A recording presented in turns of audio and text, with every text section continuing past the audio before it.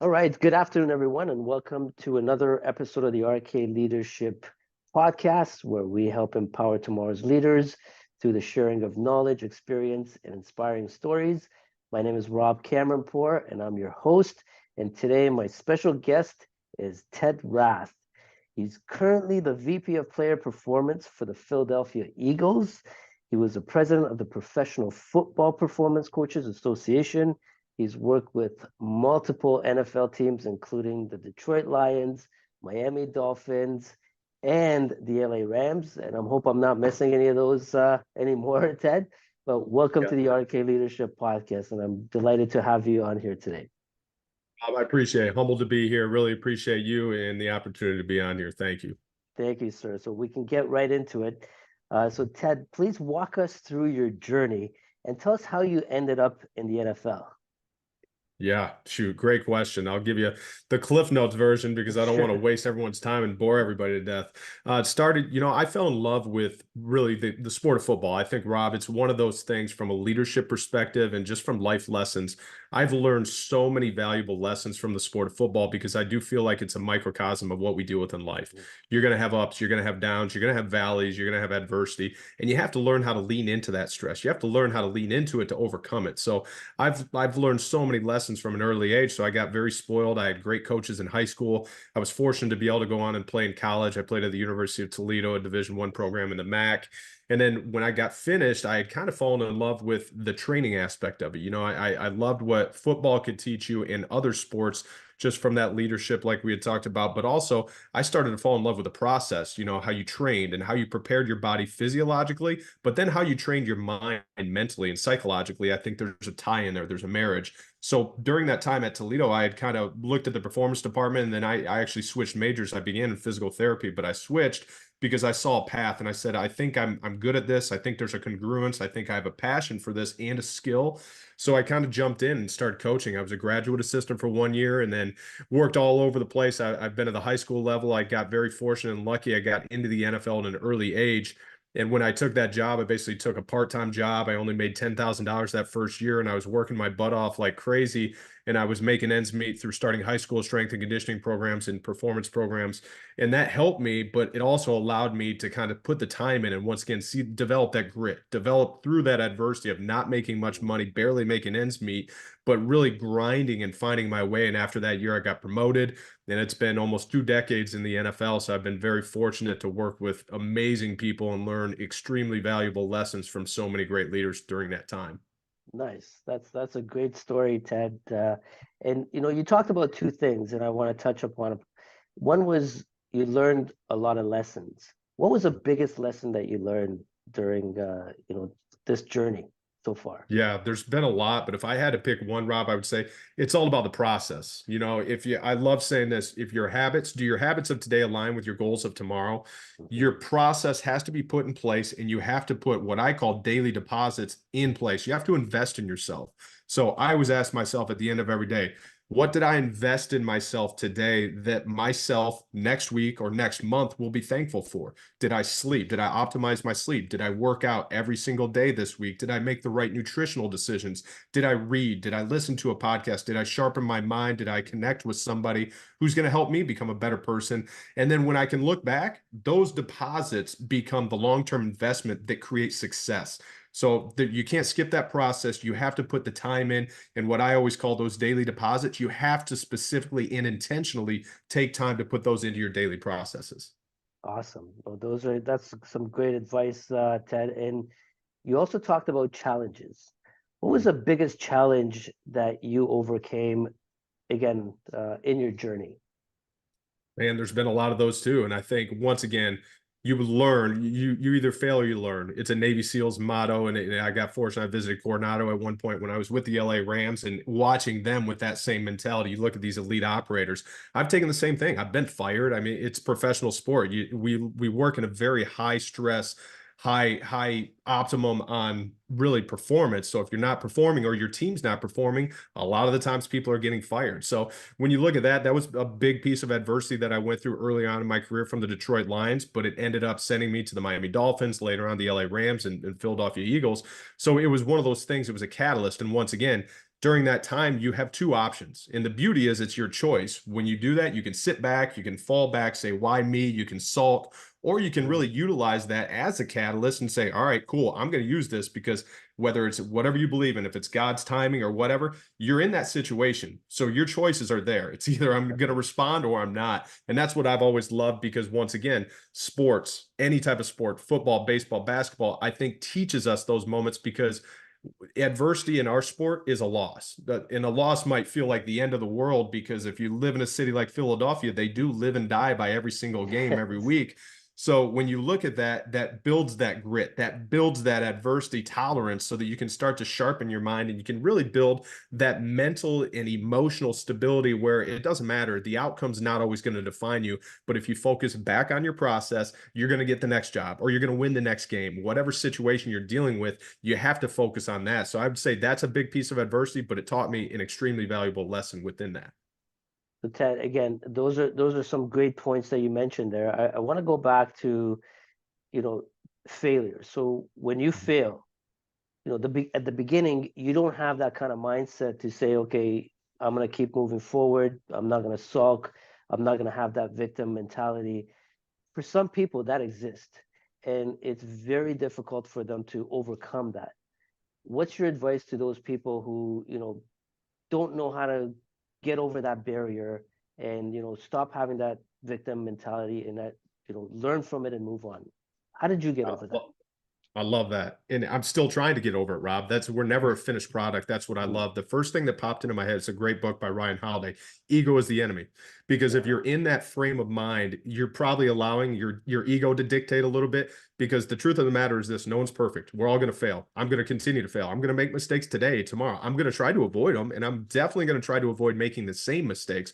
But as I go into that, I have to remove my ego. My ego is going to tell me you're great. You're never going to I love failure. You finally, after you get enough reps, you will start to embrace that failure. For me, failure, whether you want to term it stress, adversity, I'm going to lean into it. So when I find that failure, when I find that little trip, number one, I'm not going to trip on anything that's behind me. So I'm going to take another positive step forward and I'm going to put that positive energy into something that I can control. I can't control if we just lost a game, but I can control how I show up that very next day. So if you have a conversation with my actions, you're going to see me taking positive steps forward and building that momentum. So you got to remove the ego, but then you have to you have to choose to lean into that stress, into that adversity, because there's so many valuable lessons that you can learn in those times.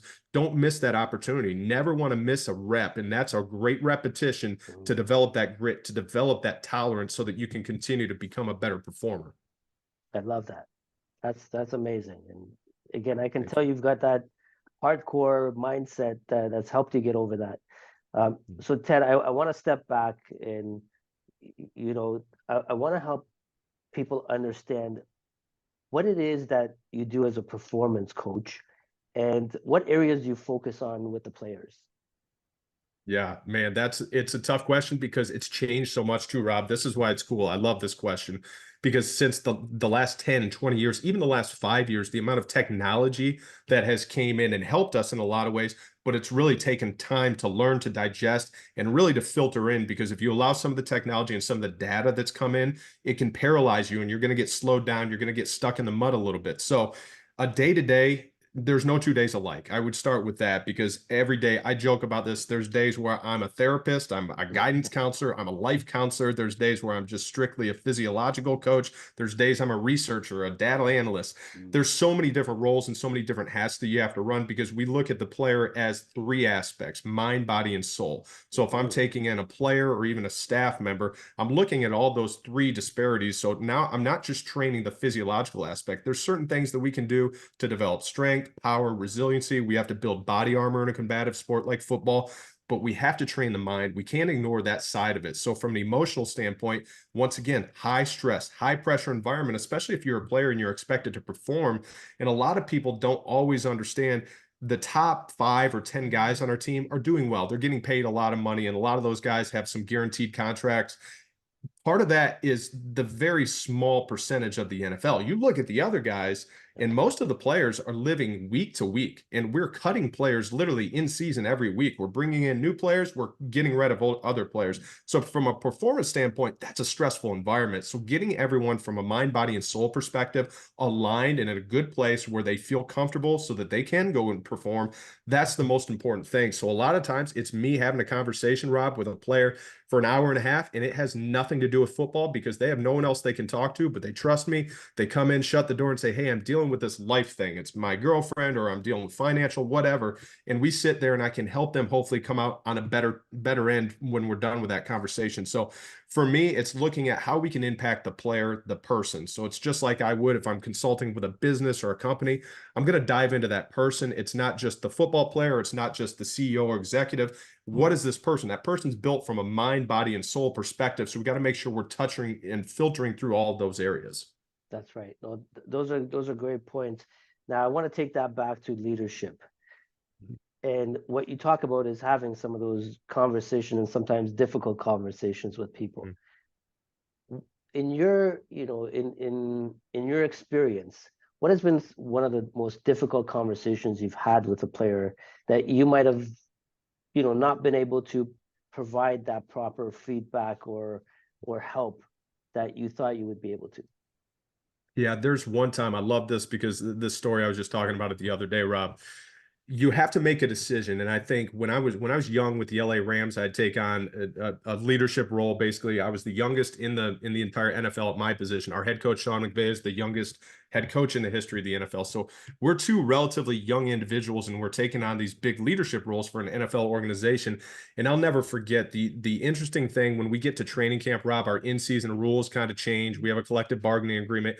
But long story short, we're allowed to basically discipline our players so we can fine them. So we can fine them monetary amounts based on different rules that we apply. One is being within your weight range that's assigned. So if you're overweight, we can fine you by pound. If you're late to a meeting or a training session or something like that, we can fine you. And it's a decent amount of money. If you're late, it's almost like $4,000, Rob. You can be 10 seconds late. So my first training camp, we had set what we would call the standard. And our players, when we took on this new leadership role, Sean and I both met with all of our captains, the prominent leaders on the team. We said, what do you guys need? The year before we had gotten there, they had been 4-12, and they said, we're sick of losing. We want discipline. We want accountability because we know these are important factors that will help us build and create a standard. We said, okay, we're going to hold you to that. And at the same time, we're going to hold ourselves accountable too. So that started throughout that offseason, Rob, and we would set this up. If we made a mistake, the first thing that Sean did or the first thing I did is say, hey, guys, I messed that up. I would point it out. Don't run from it. There's got to be a default urgent mentality where you address mistakes when you make them. And then it allows players and everyone else around you to start to trust you. You build that trust and that connection, and then they start to take it. So we finally get to training camp. We had been on the job for 4 or 5 months. I had one player walk in to a training session 10 seconds late, Rob, literally 10 seconds late. And we had a glass door where we were at UC Irvine, where we went to training camp, and I could see him, and I'm checking the clock, and I'm like, come on, come on.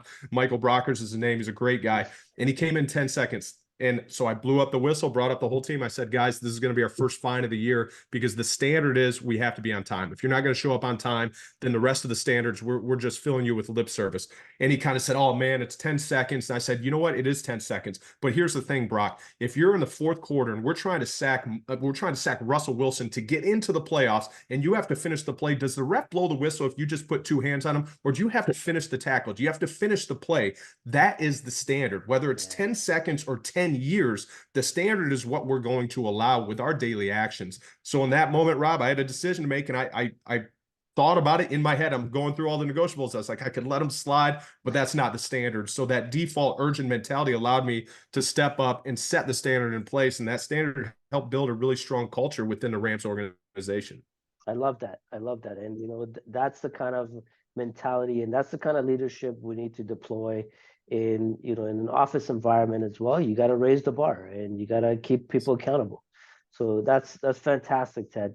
I want to ask you, how has being a performance coach, like what have you learned about yourself through being a performance coach?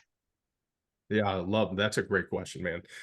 The first thing is that I'm not perfect. And once again, that ego, I think we all Yeah. have to balance that ego. There's a dichotomy within our lives to where you have to have confidence, but it has to become this earned confidence. I've worked my butt off to study research, and I've read more books on leadership and things like that than you can imagine, Rob, and I know you have too.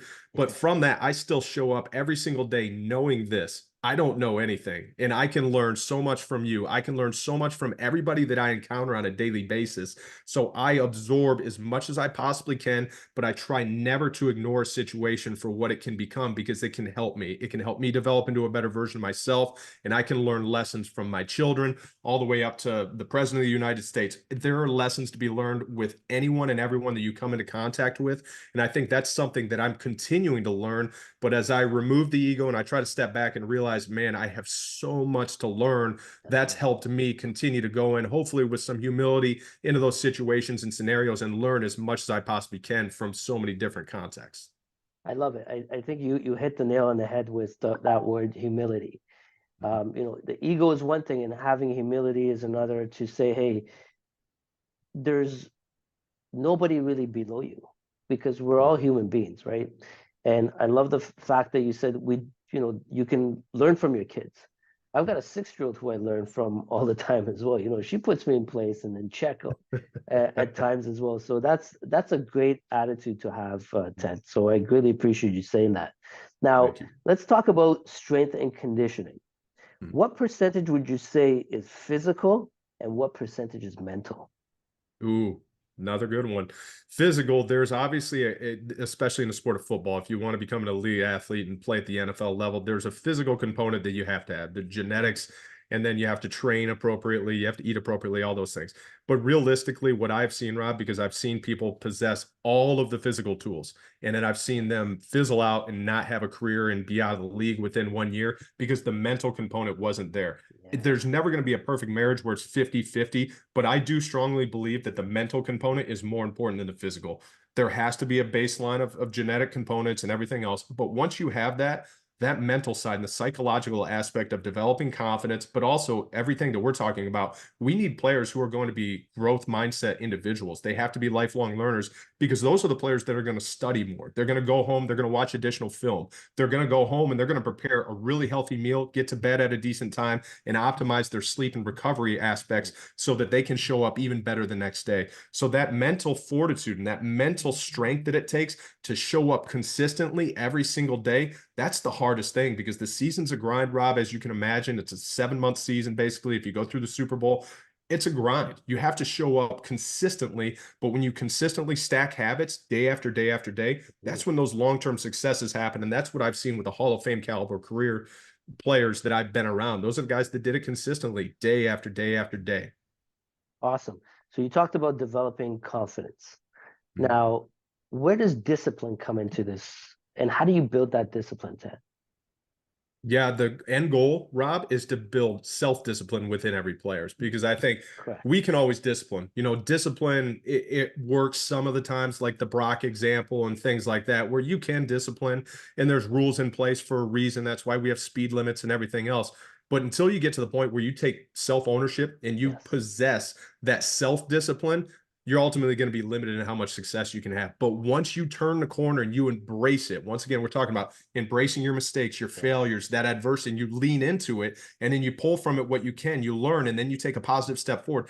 That's self-discipline. Once you get to the point, the highest performers that I've ever met in sports and in life and business, those are the people and the individuals that possess a strong level of self-discipline because they wake up every day and they know they have to continue to do the work. There's no days off. It's not like I'm saying, don't take a vacation. But mentally, if I'm on a vacation, are you still reading? I'm going to take a book. Are you still developing? Are you Yes. sharpening yourself? And when you do, are you spending time with your kids? Are you being present? Are you being the best father, husband, wife, whatever, to that person and those people that are around you? So I think from that, self-discipline is the end goal. And once you get that, you can achieve amazing things.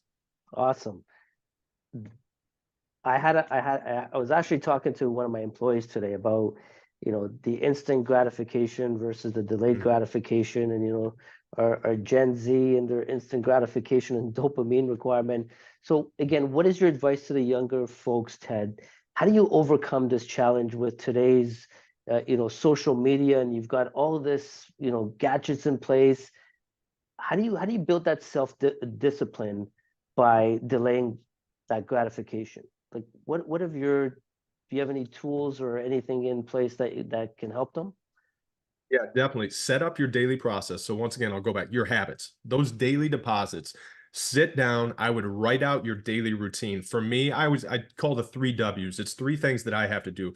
Worship. So I pray, I have to work out, and then I have to write. Right. For me, a writing practice allows me to get my thoughts down on paper, and it allows me to develop this clarity. So those three W's, that's how I start my day. I'm going to wake up, I'm going to pray, I'm going to read Bible scripture, and then I'm going to go into working out from a physical perspective. I'm going to do hard things to challenge my body physiologically because that's going to help me show up for everyone else that depends on me. And then I'm going to write. I'm also going to read. I'm going to go through that. But if you build your daily process at the end of a week, once I look back and I look at all those things that I've done consistently day after day after day, then I have all those daily deposits. That becomes the investment that's going to allow me to talk to you and hopefully learn and go into another meeting and develop another growth path to where I can share knowledge or something that I put time into over that previous week. It's going to pay dividends down the line. So for me, do your daily deposits, are they aligning with what you want your long-term growth to be? Because if you just say, if you spend all your money, it's a financial example. You're not going to have anything at the end of the week, at the end of the month. But when you put those daily deposits in, you set a little bit to the side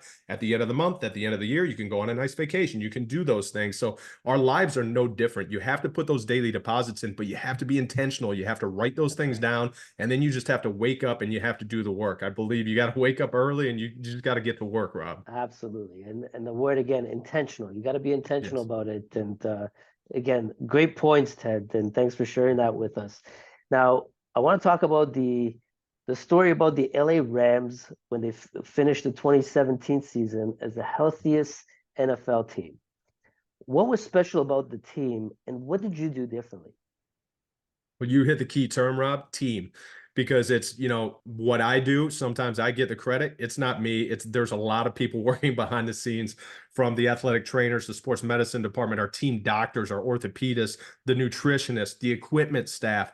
There are so many people that go into I have individual awards sitting behind me. Those aren't individual awards. Those are team awards because it took a team full of individuals to put the team in a place where we could actually achieve that. And then it goes to the players, it goes to the coaches, it goes to Sean McVay in that particular year being willing and having a humility. He's a humble leader. We talked about it earlier. Yes. He would listen. He wants input, and he trusts his people. He trusts the people that he's hired to work with him. He's an amazing leader. He's one of the best leaders I've ever been around. But then you look at the players, they took that self-discipline. They took the ownership on eating appropriately, on showing up, preparing their bodies for games, for practices, for training sessions.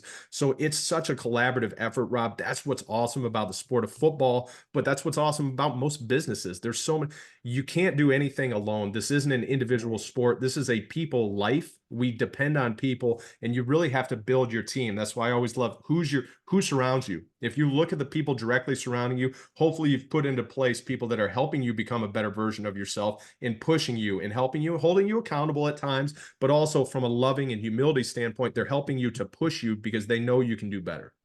Absolutely. Absolutely. No, you nailed it. Collaboration, team. I always use the analogy of, sports versus the office team. And, you don't win championships by yourself. And I've never seen just one star win a championship by him or herself. So I think you nailed it in a lot of ways answering that question. Now, Ted, let's say if you were to build a team yourself, what characteristics would you look for in individuals? And putting the physical aside. Mhm. Yeah, one of my favorite questions, Rob, and this happens if I'm hiring an employee or if we're talking to a draft prospect Right. or if I'm meeting a business and doing consulting work, I'm asking them this question. It's probably one of the first ones. Tell me a bit of adversity that you've been through and tell me how it made you into a better version of yourself. Ooh. Because I want to know, number one, it's going to teach me if you have a growth mindset. It's going to teach me if you lean into those situations that are inevitably going to come up because you're going to have more stress, you're going to have more adversity come at you at some point. I want to know how you embrace those moments. Going back to the Navy SEAL example, do you fail forward? Do you embrace that opportunity? Because that's all it is. It's not an obstacle, it's an opportunity. And if I'm hiring someone or if I'm interviewing, I want somebody that's going to see the opportunity and not the obstacle. Because once you recognize it as an opportunity, you're going to put forth the work, you're going to build the daily habits that you need to that are going to help you and allow you to become successful. So that's one of my first and favorite questions to ask. Awesome. Well, that's fantastic. I love that. I love these different, asking people different questions. So that's a great question, Ted. Now, Ted, we see in a lot of athletes in various professional sports, they often go through periods of slump. What happens in your opinion, and how would you help them? Another great question. There's a lot of components to that. So whether it's a physical thing, you look at the sport of baseball, high level, high achieving Hall of Fame players, they're failing 70% of the time that they're at Yes. bat. So when you think about that, you might go through a slump, you might 10 at bats, you might not get a single hit. I think there's a psychological component to that. Once again, Rob, it's what are you doing? Because those are mini failures. Those are mini obstacles that you can recognize as opportunities. So are you going back to work? Are you meeting with the hitting coach? Are you going into film study? Are you looking at your upcoming opponent, the pitcher? Are you studying them even more closely? So are you actually recognizing the opportunity there? Because when you do fail, those micro failures are going to lead to long-term success. And once again, I think the people that are tremendously successful in whatever business we're talking about, they love it when they have those micro failures because they embrace the learning that can come from those moments and then they apply it. It's not just embracing and recognizing. There has to be intentional action to it. You have to show up and then choose, hey, I struck out 10 times in a row. Great, you recognize there's a learning opportunity, but show me what you're going to do about it. We all see better than we hear. So I want to see someone's action rather than just hear these words. I want the words, but I want to recognize the action where they're actually going in and they're making a change. Awesome. Now, again, I want to take parallels here. Coming in an office setting, you've got a lot of issues at home. Let's say you've got marital issues, relationship problems, whatever it may be. And sometimes that impacts people's mindsets and it impacts the productivity or the quality of the work that they do. Now, let's draw parallels with athletes. They go through the same thing. I can I'm sure that, as you've heard a lot of the stories, how do you deal with those kind of issues, and how do you create that mindset where you can leave that at the door or turn it off? Yeah, step one is recognizing it because I think Mhm. people have this misconception, Rob, and I've gotten this question a lot, and I'm sure you have too. Yeah. How do you find work-life balance? Yes. This might sound controversial. I don't think there is such thing as a balance because that That's right. indicates like you're trying to get this 50-50 teeter-totter thing. That's never going to work. For me, I love the term integration. You have to integrate your home life into your work life and vice versa. Because for me, if I'm gone for 16 hours and it's a normal work day in season, I'm definitely going to bring some of my work home because it's natural. I've spent the majority of my day dealing with issues or whatever the problems were at work. Those are still a part of me. I'm going to bring them home. Hopefully not going to allow them to transform how I treat my children or take anything out on them. But I have to recognize that that's integrating, and both of those worlds can live together. That's what I think the interesting thing is. We all deal with so many different levels, players, administrators, executives. We're all dealing with families. We're dealing with financial issues. We're dealing with stressful situations that come up in life. So recognizing that you don't have to separate these things, I would rather resource or allocate resources to players or executives or whoever so that you can deal with them. And once again, the greatest sign of trust that I can get is if a player or an employee or a coworker has the trust and the faith in me, Rob, to come and say, hey, can I talk to you? And they close the door and we have a life conversation about something that has nothing to do with work. That's when you know that trust and you've developed those relationships, and then you can really get there. But it happens with vulnerability, being willing to admit that we're going through things and recognizing there has to be an integration. It doesn't have to be this 50-50 perfect balance because we don't live in a perfect world, but you got to be able to integrate both of those sides because that's you as a person. You are an employee, you're still a husband, father, wife, whatever. You have to fulfill all those roles. And I think integrating those is definitely possible, but it's not going to be a perfect balance. That's right. And it's like you said, that the integration is very important because it's very hard to separate the two. And, Mhm. you can't stop your thoughts and you can't park your thoughts somewhere. So you just, again, um, for me, it's strengthening your mindset, developing that discipline where you can control your thoughts and emotions at times and going through that and then integrating into your day-to-day life. So those are great points, Ted. Now, I want to talk to you about, we all know that there's gifted athletes or the elite athletes. We talked about the discipline, the mindset. What else would you say differentiates them from the rest of the crowd? Yeah, I'll go back to it again. The commitment to the process. The greatest Mm, players that I've seen, the guys like Calvin Johnson, Aaron Donald, the Jason Kelsey's, Lane Johnson, the Hall of Fame caliber players, they are so consistent with their process, Rob. And it's the cool thing because those players that I named, they're elite level players. A lot of people recognize their names and they're going to be in the Pro Football Hall of Fame for the rest of their lives. But they are also some of the most humble individuals that I've ever been around. And they're also some of the most hardworking. People, Aaron Donald, from a physical perspective, is by all terms undersized. Aaron Donald played some games in the 250s, so he's 255 pounds and he's dominating 330-pound offensive linemen. Physically, he trained. He had worked. His dad used to take him down in the basement with him and his brother Archie, and they would lift. And he was 5 years old at the time. And he just watched his dad work, and he developed that grit, that mindset of you got to train, you got to work out. But then the other side, people don't know about a guy like Aaron Donald. I would be in the offseason, March, and there's no football around the corner. It's the time when a lot of players go away, take vacations, take I don't want to call it the easy road, but they take time off. I'll be in the facility at 9 p.m. and Aaron Donald's in there watching film on opponents that he's not going to play for another 6, 7 months because he was that detailed. And he knew that if he put in that amount of time, by the time the game showed up, the game would be easy because he had developed that process and a commitment to that process that allowed him to show up and take care of business when the game time happened because he had already put in the work. nice, amazing.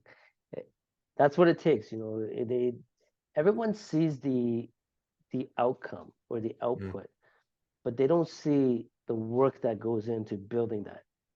Yeah, so to duplicate those efforts, I think it's possible, but you got to put in a lot of the work No question. at It's the back same to your time. other question, Rob. It's the deposits, right? Yes, It's those deposits that will eventually lead to what the public sees on a Sunday afternoon. Oh, that player is really good.